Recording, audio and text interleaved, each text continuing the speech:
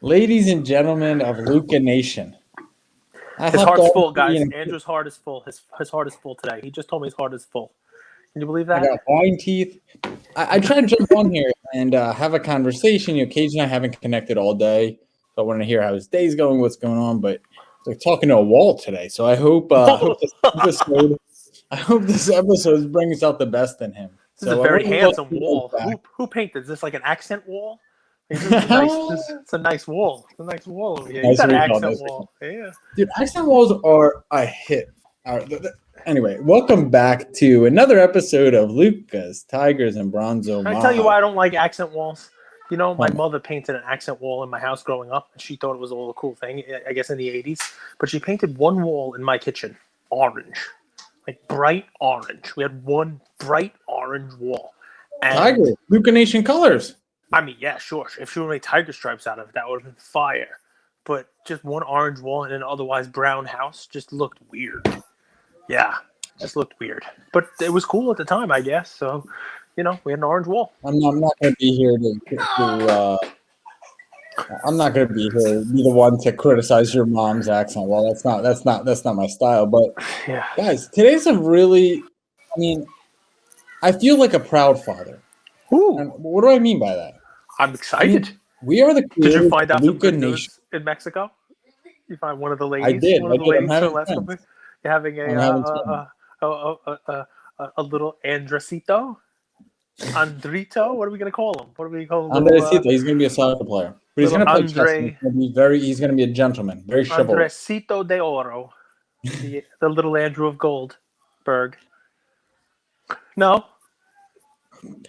It's along those lines, but my first kid really is the Luka Nation community and what we're building here. And guys, I'm telling you, you keep me going. Not every day is the best day. Some days are, I'm flying on top of the world, and other days, I'm just like you guys. I'm just a human being who struggles. But after Luka hit that game winner, I couldn't have been more proud of naming this community Luka Nation. Dude, that was sick. Unbelievable. That was sick. That was so crazy. That was crazy. And this is why I love being a daily podcast, by the way. Dude, one, because I get to talk to you every day. Two, we get to talk to Luka Nation every day. But three, stuff like that happens the night before, and boom, we're going to be the first ones to talk about it. And that's the cool thing about sports and the hobby, and you name it, there's always something to talk about. So, dude, that was a sick shot. And I had to watch it a bunch of times. Like, how did they win? Wait, it was a 3. Like, he managed to chuck that thing up and keep his feet behind the 3-point line. I was like, what? It was like a floater. He was like a floater from the 3-point line. It was like a circus act is what it was like. It's crazy. I mean, you can't teach that. He's an interesting breed. I think the only thing that's going to hurt him is longevity because he's got the it factor, man. Like I was talking to Gav, who, produces a ton of our content, and he was like, yeah, I was watching that game. I went to bed, and he had like 6 points at the half. And the way he even said that, it's like that's such an abnormal half for him. Like this guy effortlessly seems to just put up stat after stat after stat. And I watched his highlights. He could catch and shoot. He could beat you off the dribble. Somehow no one stays in front of him. He gets you in the post and he can pull fade away. He can get to the cup. I'm really excited to watch Luka's career. He's the only person in the league that could put up a 30-point triple-double and you not notice it.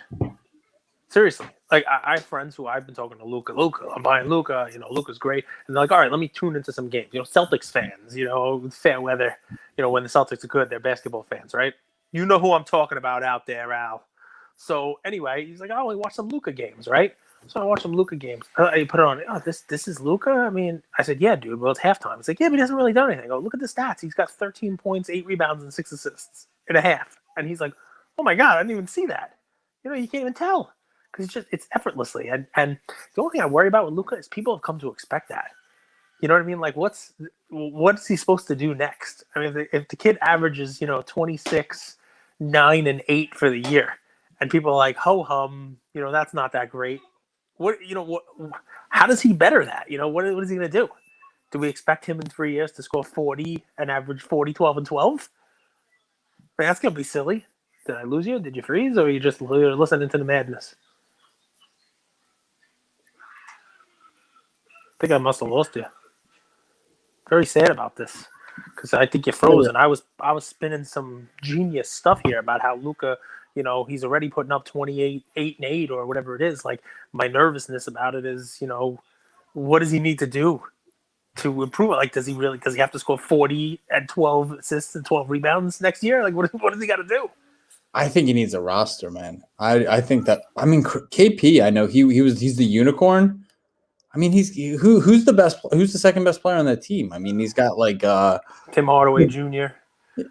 Willie Cauley-Stein is like these are guys that wouldn't be even. They'd be nobodies if they're playing on the Kings. Like I think. Let me ask you, dude. Right? Yeah. People loved Trae Young last year because he's putting up numbers, and then everybody got excited this year because the Hawks were a better roster and the team was going to have more team success, and everybody liked John Collins and people liked.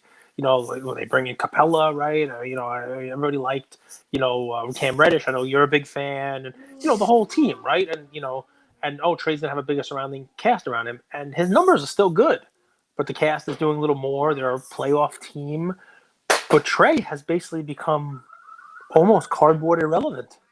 Is my cageism, right?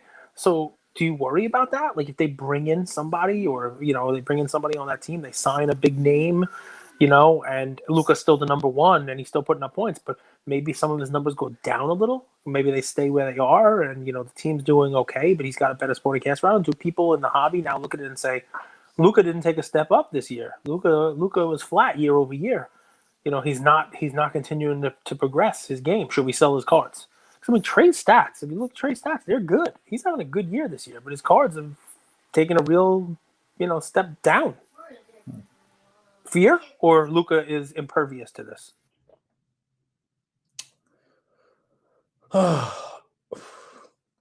It's tough to know how to. Well, it's tough. There's two conversations here. It's tough to know how to play this modern market, and if we're talking about the modern and the base and the prism silver, that's really what we mostly talk about when we talk about these cards. It's tough because so much of Luka's success is already priced in. And how do you deal with that as an investor? Because you're like, man, this guy has so much upside even from where he is now, but it's already sort of priced in. And I mean, you guys got to remember, this card was like an $80 PSA 10 just 1 or 2 years ago. Like, just think about that for 2 seconds. Like, if you had that return on any sort of stock, you'd be like, okay, maybe you could go up another 20, 30%, but I can't hold for all that upside because he could tear his ACL. So from an investing standpoint, it's tough. It really is. It depends your entry point. When it comes to I agree with you entirely, but 25.4 points, 9.5 assists, and 4 rebounds. 25.5, 9.5. So like league leader in assists. 25.5, 9.5, and 4. That's Trae's stats for the year. So Trae, that's what I want to get to.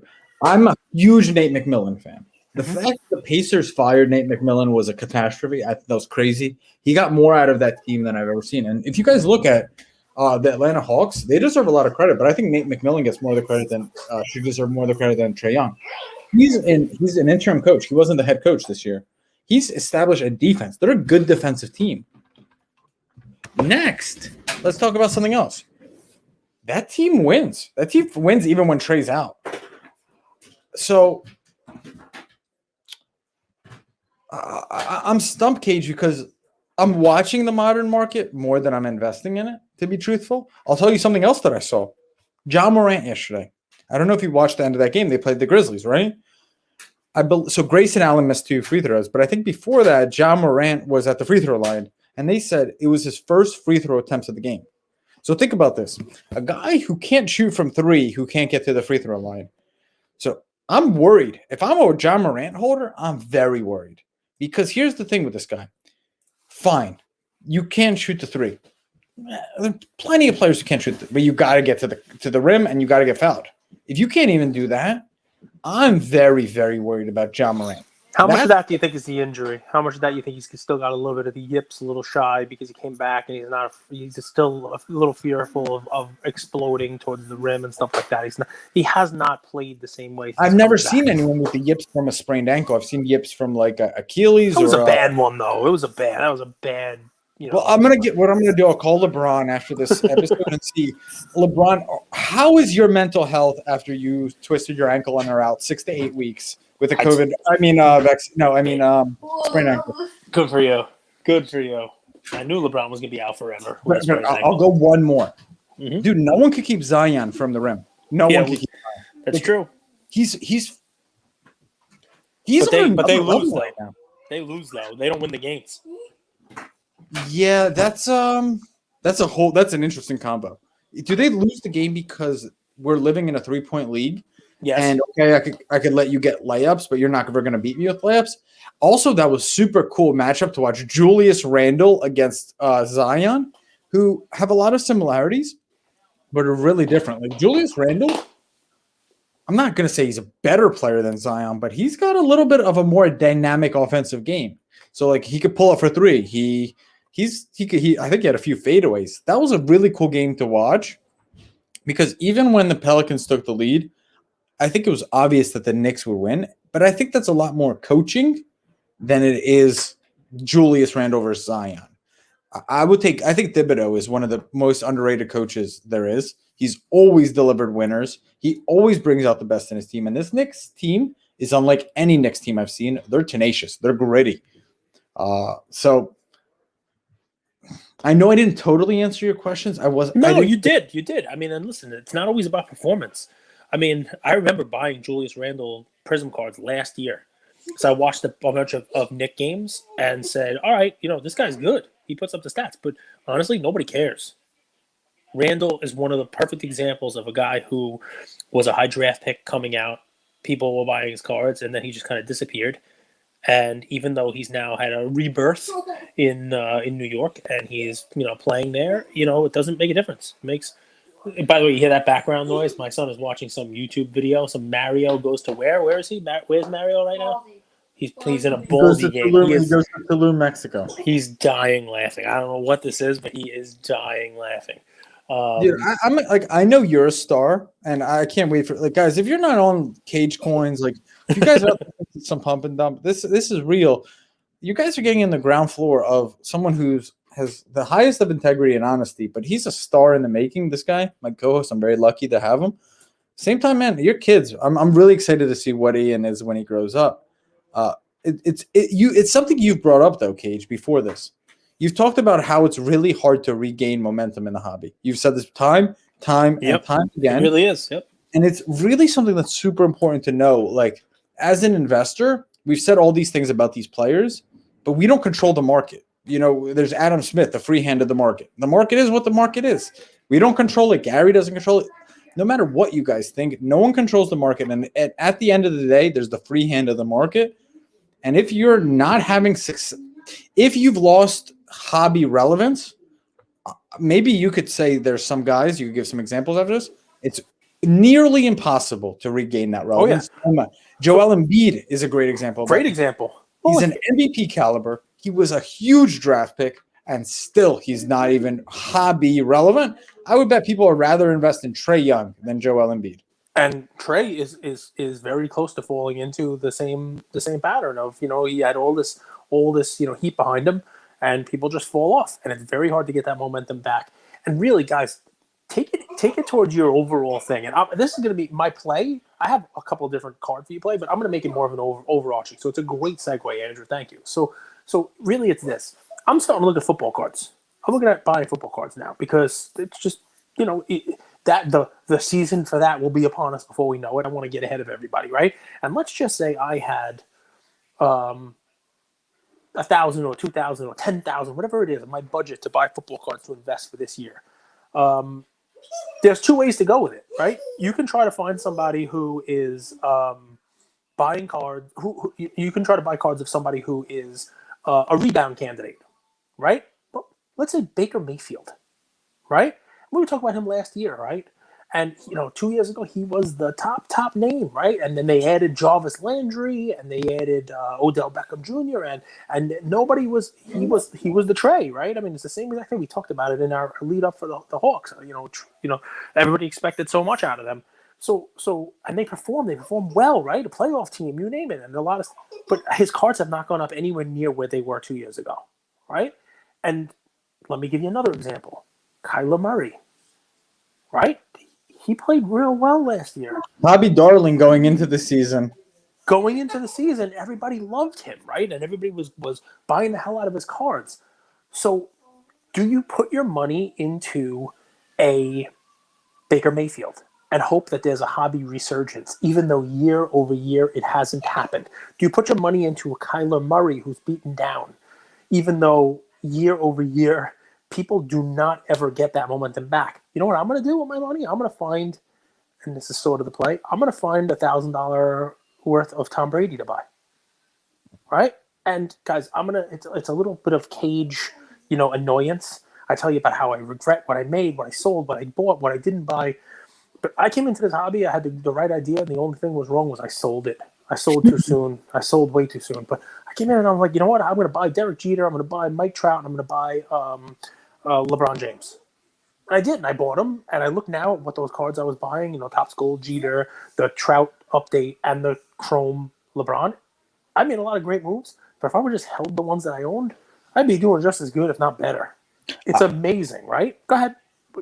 I think about that a lot. Like in the last year, you guys have seen so many hobby gurus, like moving in and out of assets. I'm just curious if they held the first asset, would they have the same return, if not better? And I'm not listen. I'm not too good, too smart, or anything like that to tell you that that's something you have to think about, right?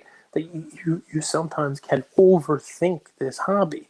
And yeah, I did great buying Devontae Graham cards, but I also got lucky selling out when I sold out of them, right? Or maybe smart selling out when I sold out on them. And You're using a great that co-host, Cage. That's what it is. You are the man. You reminded me that Devontae Graham is his third year in the league and he's 46 years old. So it was very, very, very smart. I appreciate that. But guys, Tom Brady, his legacy is there, and while his card might not double this year, it's safe. It's probably going to go up, and if he happens to do really, really well, you might actually see some great returns. Whereas I don't know if Baker Mayfield is going to be the same way. You know what I'm looking at for Brady? Not a rookie card, but I'm looking at some of his Topps Chrome cards. The Topps Chrome card is you're a little bit on mute here, but Yeah, no, I'm trying to look at like his Topps Chrome. It doesn't have to be like his first one. It doesn't have to be, the 02, 03, 04, 05. There's a lot of really cool looking Topps Chrome Tom Brady cards, and those are the ones that I'm looking at, presently for, where my investment was. I think people like Chrome, man. A lot of money going into Chrome. I noticed Mike Trout, we talked about his Topps Chrome 2012. Those cards are going up, even though there's a Topps update paper card in 2011. And I want to just, round this out, right? It doesn't have to just be Brady, right? It could be, Brady's pretty safe because he's still playing. So you have that, hey, I'm buying somebody who's still playing. It's almost like a cautious word, right? So I'm going through this and I'm doing my research. And I said, all right, it was Baker Mayfield, right? And he was great. And then he fell off. And it was Kyler Murray. And I'm talking to you guys about the rebound, right? But then I thought to myself, go back. Before the rebound, those guys were the hot ticket that fell off. And sometimes they're the hot ticket that fell off, even though they played okay.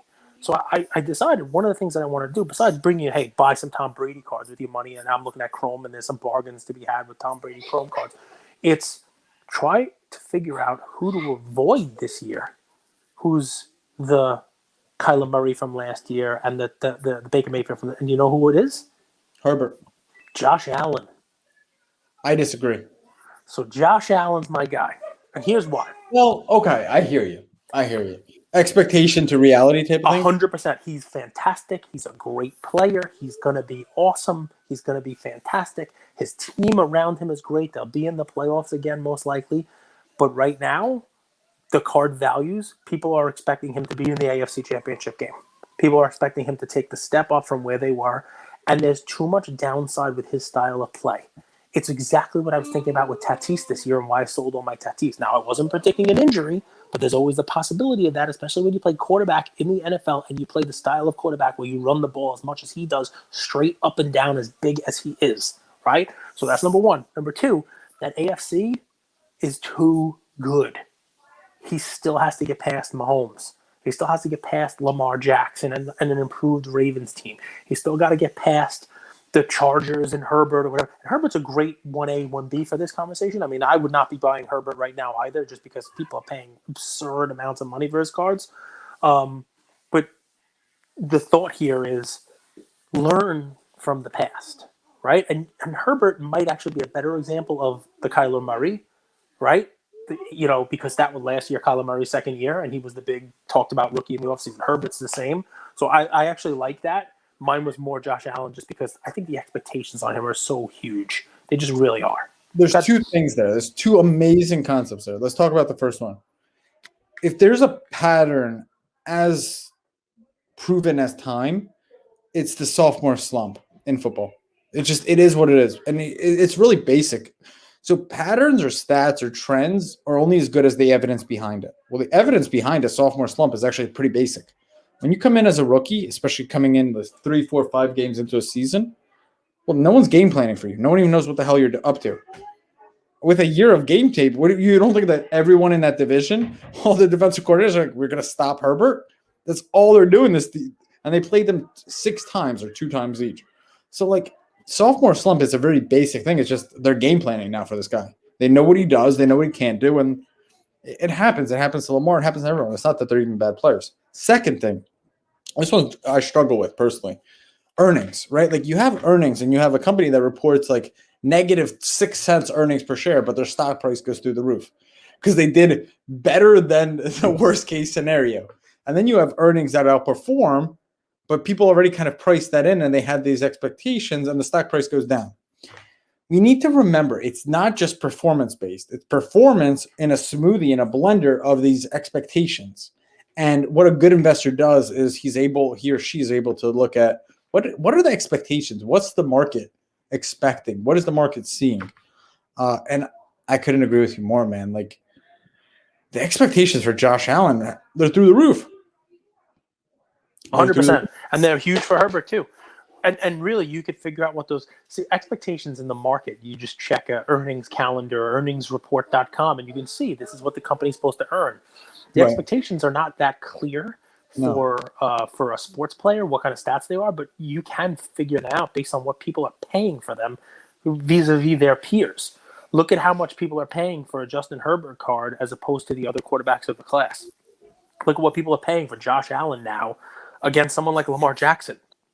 Or somebody who, his cards are almost as much as Mahomes.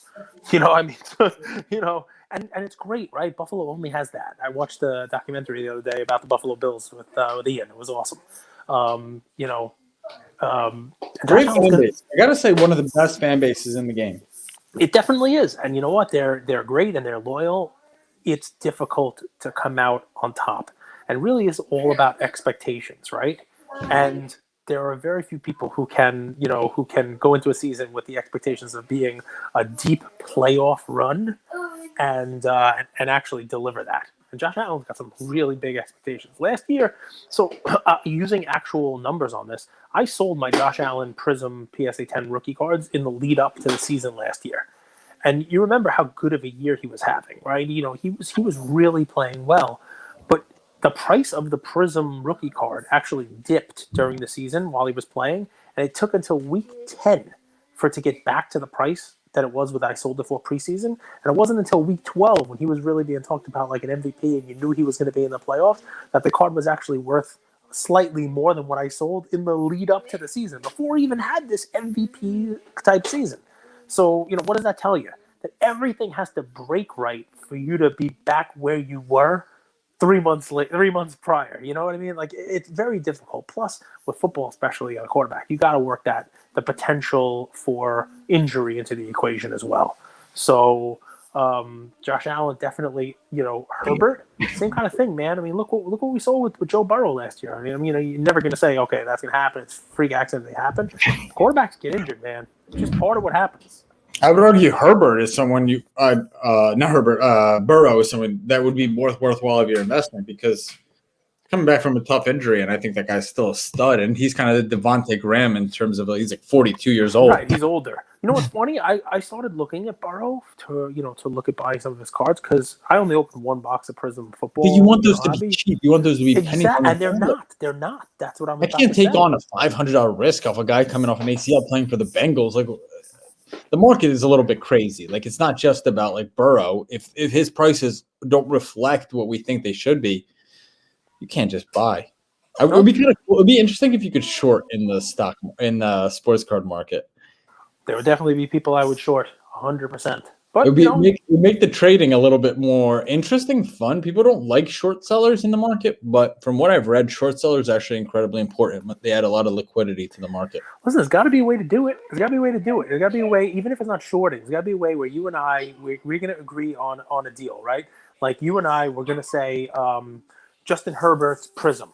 Right now, it's worth use the LaMelo Prism. It's $18.50, the last price. Sure. You say, you know what? I think it's a $2,500 card on, on I don't know, July 1st. I haven't taken any shrooms today, so I would never say. It's got to be you and I come up with a contract where I say, okay, there's no friggin' way. Like, I think it's going to be $1,500, right? And we figure out, okay, on July 1st, we square that away. And if it's a $2,500 card, I got to sell it to you for the price that it's at now. If it's a $1,500 card, you got to get one for me, and I only pay you $15. There's got to be a way to do it. There's got to be. I think it's gonna happen. I think all our buddy Lior is working on something similar. I don't want to speak for him, but it's a platform like that would be super cool. Well, I have two things maybe quickly. LaMarcus Aldridge retired. Yep. His Top Shot moments went through the roof. So what does that mean to you? I don't get it. So, I mean, the first thing I'd like to say is, what does it mean? It means that at first I thought, okay, well, that means there are people collecting Top Shot moments. There are people who want to buy LaMarcus Aldridge. He's retiring. They want to get on those cards because it's not a flip game, right? It's not people flipping. You wouldn't be buying a LaMarcus Aldridge because he retired to try to flip it next week. I mean, there's no flip there. But the more I thought about it, the more I thought it's just people don't know what they're doing. Yeah, like there are just people in Top Shot who are like, "Oh, he retired. That's going to make it worth more money. I'm going to buy it." Where that doesn't make any sense to me at all. Can I go a different route with that real quick? No. Yeah, of course. What do you got? Even when you lose, even when things in life don't go your way, be grateful for what you have. Be grateful for the opportunity. Be grateful to be in the game because, you don't know how quick it's going to be taken. Like we think about it in life and death, which is like the extreme of it, and it makes sense. But like you don't know if you're out there, you have a job and you're trading cards and you're making some money and you're losing some money. We often get caught up in it, and like nothing's going my way, like I'm unlucky or whatever. But like you're in the game, you have money in the bank, you're able to play. You have a few cards in your collection. You don't know how quickly it's going to be taken away. You don't know if there's going to be a family member who needs you to pay their bills. So the first step, I think, to success is gratitude. And you see these examples time and time again. Like, think about LaMarcus Aldridge's day. Guy woke up and, he was playing for the Brooklyn Nets. He just signed like 2 weeks ago. That was going to be playing for a championship. And now he's retiring. And sure, he gets paid, right? Like, okay, I don't even know if he gets paid, but like, sure, he gets the money. But like, at the end of the day, like, just like that, right? Like, just like that, Cage, career's done. And now you have to rebuild. You have to start anew. So wherever you are in your life, you're a millionaire, you're a billionaire, you're $1 in your bank account, try to stay in the gratitude space. I think a lot of success comes from that. I like it. I like it. The more we learn, the more we discover how much we do not know. Yoda. You just remind me of Yoda, man. Like, when you talk, I just want to give Yoda quotes. I want to do, like, Star Wars Yoda stuff. I hope I don't. I want to do it. I sound like Yoda. What did I say? I can't even do a Yoda voice, man. How does Yoda sound, pal? Use the Force. That's what it says. It's funny. It's funny. Maybe the reason I sound like that is because I've gone through so much failure and things not going my way that I'm like, this is the only way that's worked, and I don't want to leave this. If no mistake you have made, losing you are. A different game you should play. There's Yoda. Imagine the writers of that. You are. Imagine the writer, like whoever wrote that, like he must have got he or she must have got like an F in grammar in English. Right, class. he spoke backwards. Well, listen, we're changing it up now, guys. It's Lucas, Tigers, and Yoda, starring Andrew Goldberg. Go ahead. Give my play in just a second. My play is a Hall of Famer, out of sight, out of mind. I've given him before, but real quick, Yeah. Utah Jazz, Phoenix Suns, Denver Nuggets. With what's developed in the last week or so, Jamal Murray, ACL. Would you consider the Jamal Murray injury big news? Would you say that's big news? Like, would you use the phrase "big for the news"? Denver Nuggets. Would you consider that huge Breaking news? news. Would you? I mean, would that be the phrase you would use? Because that's what I want to know. Is it big news? I would use unfortunate news. How can the Nuggets make the most of this? All right. And is the upshot Michael Porter Jr. card should be purchased now at all prices, no matter what? This is huge news. Michael Porter Jr. has been waiting for this. It's huge news for him. Phoenix Suns. I don't think that if you bring up those three teams, I think those three teams are really similar. I don't think there's a team that has 10 guys top to bottom that can match up with the Suns. The Suns are an interesting team because they have a really good 5-man starting rotation. But they have Darius Saric, they have Cam Johnson. You're a big fan of Cam Johnson coming into the season, but he hasn't really, panned out. But definitely off the bench. Cam Johnson's stats? Yep. Dude, he puts up numbers, man. He's incredibly efficient. He's very good for the amount of time they give him to play, which I guess is the point you're trying to make, which is, top to bottom roster wise, that's a starter on most teams. Yeah, dude. That was Tyler Hero last year. That's why the Heat. Dude, people don't understand NBA at all. People think NBA is like college basketball. It's not. College basketball is playing 40 minutes, but it's not even 40 minutes. People don't understand NBA. I'm going to get on a little riff here, but if you look, this is what you need to look at. Look at the possessions per game. Okay? If you look at college, there's about 45 to 50 possessions a game. NBA is 100 possessions a game. That means you're playing 2 NBA games for every college game. That means you have 2 starting lineups. It's a 10, 8, 9-man rotation, no question. It's just a proven fact. And your starting lineup is not going to get you through. It's just not. That's why LeBron's 3-7. If you really look at it, his bench has been piss poor. Cameron Johnson, per 36 minutes, man, the guy's averaging 15 points a game, 86% from the free throw line, 58% shooting from 2-point range, 40% from 3. The guy is a stud, man. The guy is a stud. But it's not just him. The Phoenix Suns have Darius Saric. Booker. They have Chris Paul. I'm not a big DeAndre Ayton fan, actually, if you ask me. But I think the Suns have the best. Torrey Craig, he was playing for the Nuggets. I'm a big fan of his as a 6, 7, 8 man. Jack Crowder, he was playing for the Heat last year. He's good, Crowder. Yeah, Javon Carter. So Cam Johnson, for everybody who was like, oh man, PSA 9s are going to go up. PSA 9s are going to go up. I bought some Cam Johnson cards when we were talking about buying them. And, for whatever reason, I got them back recently. They were in my most recent return order. And there were a lot of PSA 9s in there and some PSA 8s. I sold a lot of 3 PSA 9 Cam Johnsons last night. The rookie Prism base rookies. You know how much I got for the 3 of them? Tell me. The lot of 3. $43 for the 3 of them combined. PSA 9. Crazy. Didn't even pay for my grading fees. Sad. Very sad. Nobody cares. Nobody cares about Cam Johnson. Nobody cares about Cam Johnson. Cage, if we're going to go there, we're running on 35 minutes, so I'm going to get to my play here. But I thought your play was Cam Johnson, so that was why I was shitting. No. I told you guys I'm taking a day trading course. Tim Sykes, you guys can look him up as I'm doing this, as I add, as I learn more. But the goal is not to be 100% winner. It's just that your winners outweigh your losers. So, okay, you lost $50, $100, $200 on Cam Johnson. But that's outweighed by the $2,000, $3,000, $4,000 wins that you've had on other guys. So, the goal is to track, and the goal is that your winners outgain your losers, and you do that upfront with a risk-reward ratio, right? So you're not going to win everyone, and that's okay. I don't think the goal should be. My guy is someone who's just won just about every single game in his career, every single year in his career, who gets no appreciation, who has Hall of Fame coming up. By the way, Michael Jordan, better than Chris Paul. I would tell you, if you were starting a franchise, you would probably take this guy over Chris Paul. Wow, dude, you do this whole thing about the Suns, and then you talk about a guy who wins all the time and has got a Hall of Fame coming up. And it's not Chris Paul. Well, Chris Paul's not retired, so he can't get in the Hall. Oh, so the retired part is a different story. The whole coming up. All right, so Well, let's see. Michael Jordan, he's going to be announcing Kobe Bryant as the induction ceremony. It's going to be epic. It's going to be a big deal. It's going to be a lot of press. And what people are going to be doing is, oh, Kobe Bryant, let me invest in Kobe Bryant. Yes, no doubt. But Tim Duncan, Yep, he's going to get all the press. He has all the accolades, and no one's even talked about him forever.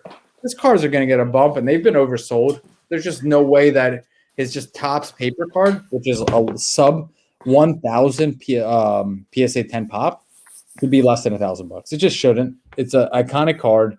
He's a boss. He's a winner. And dude, who's the best shooter going off the glass? Bank shot off the glass. Who's the best? Tim Duncan. Good job. You gotta teach the youngins about the big fundamental. Nice job. So how much is this paper Topps? $800-900. It was really.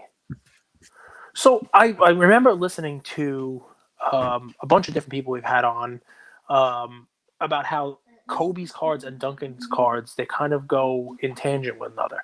I think I was listening to a couple guys on Clubhouse were talking about this also, and that you can always kind of watch how the Kobe thing moves and then the Duncan moves. So obviously Kobe went up, Duncan went up. Kobe's cards have come down a lot. Have Duncan's cards come down even more? So now that ratio is kind of out of whack. Like, what's a Topps Kobe go for in PSA 10?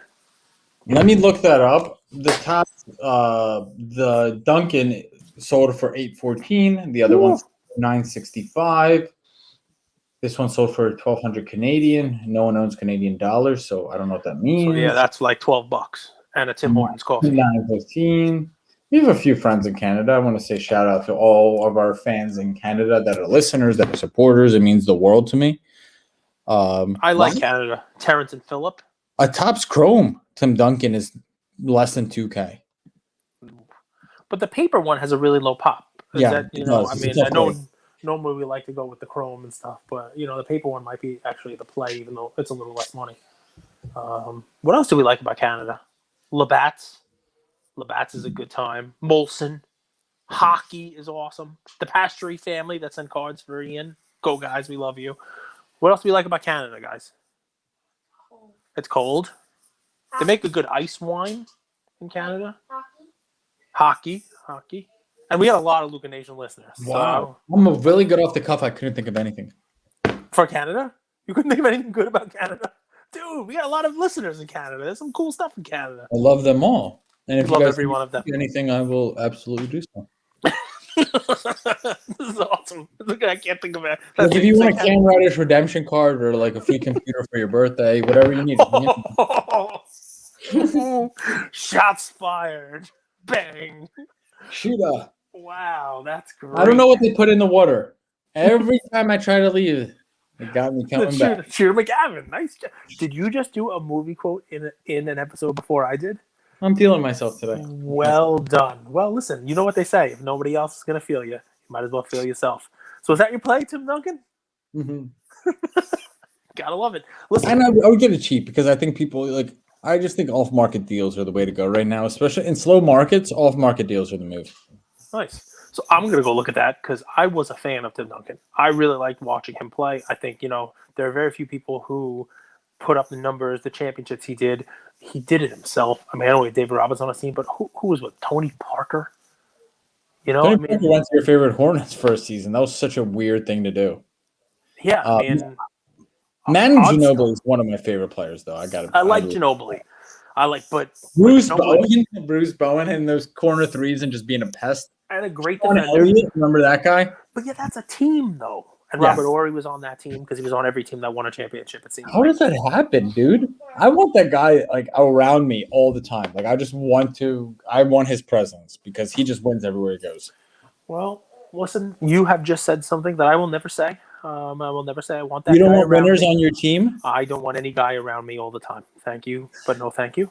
Not that there's anything wrong with that. I want to win in life. I want 6 championships. I want millions of dollars. So, Robert Horry, if you're listening, if Luka Nation Network, we'd love to have you.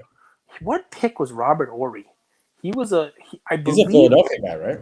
I think he was drafted by the Hawks, if memory serves, in 1990. No. 1993 the 92-93 draft. I think he was in the same 50 draft as years old, Shaq. Cage. What the F, man? He's older than you. I think he was drafted in 92-93. He was in the Shaq, Leitner, Mourning draft, which, by the way, that's the one I think you have to compete with. Shaq, Mourning, Leitner, that's the Zion, Ja, RJ Barrett. That's the 1, 2, 3 I think that you got to battle with. Leitner wasn't the greatest NBA player, but he was pretty good. And do you know who number 4 was? Because then we can talk about who was taken before Robert Horry. You know who number 4 was in that draft? I'm not going to look this up. I'm going to try to do this by memory. Him. I think number 4 was Jim Jackson, and he didn't play. Like, he held out. Jim Jackson for the Mavericks. No, you mean Jim Jones signed to the No, not Jim Jones. Jimmy Jackson. And then there were guys like Tom Gugliotta for the Wizards. Oh, no. Was he the Wizards? Maybe Tom Gugliotta. Walt Williams was that year. Yeah, some weird Todd Day for the Bucks, I think, was a lottery pick that year. Harold Miner, Baby Jordan, all these guys picked ahead of the whole draft. Yeah, I'm trying. Listen, that was when I was collecting. That was when I was collecting.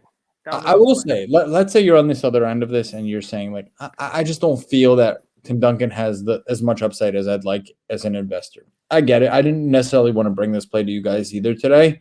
I just think he's so oversold. But you know who Tim Duncan reminds me a lot of? Kawhi Leonard. Big Bird. Kawhi Leonard. Okay. They're the same guy. Like, they're guys that out of sight, out of mind. They're not going to do much. They're not going to be on, Dancing with the Stars. They're not going to be doing a ton of press after their career. They're not going to be doing a ton of press during their career. So let's say you're skeptical, and we talk about this. I haven't said this in a while. We don't want you to follow our plays. These are just watch lists. We want you to make your own decisions. And then make your own decisions. If you're a profit, let us know, because that's so fulfilling. But take a look, because those markets, I imagine they move very similar to each other. I mean, I think I'm going to follow your play. I think I want to buy a Tim Duncan card just because they don't have one, and I consider him one of the greats, to play while I've been alive. I mean, you don't win that many championships. He did it the right way, but your point about Kawhi, it's 100% right, man. Kawhi is quiet too, right? He just goes about, he brings his lunch, right? He packs his own lunch, brings it from home, does what he needs to do, and wins. For cardboard, is it better to be flashy? Is it better to have a cooler nickname? Should you be the Black Mamba or King James? What's interesting about Kobe is he was so hated when he played. People don't realize how much, the love for Kobe has only come in the 2012 to 2020. He was really disliked as a player throughout most, if not all, of his career. It's really interesting. Well, you agree with that, right, Cage? I do. Well, I hated him. I hated him because his teammates didn't like him that much. I don't think the market liked him that much. It was Kobe's a really interesting phenomenon. Like, Jordan was beloved, Kobe not so much. Well, here you have it, guys. I give you start looking at football, guys, and don't buy the traps. Buy your Tom Brady Topps Chrome. It doesn't have to be the O2 because those are getting pretty expensive. But what you notice, like LeBron's other Chrome cards and Kobe's other Chrome cards and stuff like that, they're starting to actually sell for more. I think that'll follow through to other GOATs, sort of like Tom Brady. And I like the Tim Duncan play because you're right. He's riding along with Kobe in this Hall of Fame. He's always been tied to Kobe, and if you expect Kobe to go up, he will pull Tim Duncan up with him. And getting that Topps card for $814, somebody got a steal there. Gav, our producer, and I, we were talking about this the other day. I got to sing my praises because this was cool. I didn't remember I brought this play, but now looking back, I remember because there was like a 2-week period where I was just on the Mookie Betts hype train. And I brought you guys the play of the Mookie Betts Bowman First Autos. Remember in the PSA 10? Yep. That was an $800 card in August. Mm-hmm. You want to take a guess what that is now? So I'll just do math because I haven't looked at it. So his regular Topps PSA 10 rookie card, the base, was I was buying it for $150. So even if we round that to 200, it's like $1,000 now, so 5x. So I wouldn't be surprised. Not $150 after Gary showed that. Well, card, when Gary showed it was like $300. Went up to 600, Cage. I brought my play after that. Oh, so it was ready. Gary was already talking about these things. So it was $800. So is it like $1,500 now? 3,000. Woo! So 4x. 4x, Yeah, 2,200. that's Somebody else as high as 4,000. that's amazing. I still don't like the auto cards, but obviously I'm wrong. I like returns, and that, I mean, I brought you guys a ton of returns. That's a blue chip return. Like the risk reward on that one was way different than most. I mean, this guy's an MVP player on the best team. Man, you don't get that a lot. I hope some of you guys cashed because that's a 4x return on an MVP caliber player, and that's just a cool card. Well, he won the MVP. And a lot of people think he got skunked last year, and he could have been one of the first in a long time to win it in both leagues. Was it Frank Robinson maybe? Acuna, wow, on a tear. And having fun doing it. But the Topps cards don't move as fast as some of the Bowman First Autos. It's hard to move the Evergreen in the Suez, right? And the population. It's like moving Dogecoin, huh? But Dogecoin went up 100% over the last day. Well, Cage Coin's up 12x in a week. So really? Yeah, man. Kevin Dugan, Altus, he knows that's the first person to buy Cage Coin. He put $10 in. His $10 worth $126 right now. Let's go, Kev. There you go. Appreciate all the support because, I mean, you guys know us. We're on here every day. We would never bring you guys stuff that we didn't 100% get behind. So that's just another way for me to have some fun. Seriously, I'm not making money on that. I'm gonna be giving stuff away tonight. You'll hear this by 9 p.m. So if you listen to this, one of the first ones to listen to it by 9 p.m. tonight. Somebody who's an owner of that ridiculous Cage Coin who has reclouded. It's not retweeting on BitCloud. Reclouded it. And is holding the coin. I think I got 16 people holding my coin now. 19 people holding the coin now. Someone's going to win a LeBron Top Shot NFT. $75, $80 NFT. I don't care. Can I make a public service announcement? A public service. Jacob, Rohan, I know you guys are big listeners. I can't do it. My stomach can't handle being 120,000th in the queue. I need a pack. I'm itching. Dude, I was 100. I was 200. 233,000th. I was my number. I mean, come on now. The only number we know you don't have 233,000 collectors. No, they said there was 283,000, but I was 233. But the last one, I finally got a good number. I got 12,000 in the last drop. I was so excited. Normally it's 25,000, but they only had 2,900 packs. That was a hollow pack. It was a hollow pack. So even 12,000, I was 6 times too many. All right. Doesn't matter. We rambled. You guys can tell we're excited, man. We love our community. We love what we're building. I personally feel we're like in the top of the first inning of where we can be potential-wise. I see myself doing this for the next 10 years, and I hope you guys are a part of what we're building here. Listen, I love it. It's the most fun I have every day. So, Luka Nation, thank you. And listen, we love the comments. People write us and they say, we wish you stay away from that damn Top Shot. But we gotta talk about it because it's hot. Did you read Sari's message? I did. Sari was over the toilet yesterday throwing up, listening to your burrito story. My burrito story. He was sick to the stomach. Well, listen, he listens every day, so we love it. We got a lot of listeners who do not miss an episode, and then they comment and they say it's disgusting that I tried to be a competitive eater, which is fine. I have a bone to pick though. Like, oh, nice. Let's go. This guy challenged you to a food eating contest, and then didn't eat one burrito. Yeah, that's just called lunch, dude. I don't know what to tell you. Yeah. Well, he was like, "No, I can't. I'm not even going to open the second one." Well, listen, that's not how it works. I was already 3 in, so he basically probably could have eaten another one, but there was no way that you chose it, dude. Like, just come on, give your best. Yeah, it's I mean, some people they don't give their best. Some people will tap out. We need a shun participation trophy culture. Shun, unshun. Reshun. Love it. Well, Luka Nation, let us know what you want us to talk about. We do read every single one of these messages, and we do our best to respond to them as well. Tomorrow could be coffee with Cage. I don't know. It depends how Andrew's feeling. I'm feeling amazing, man.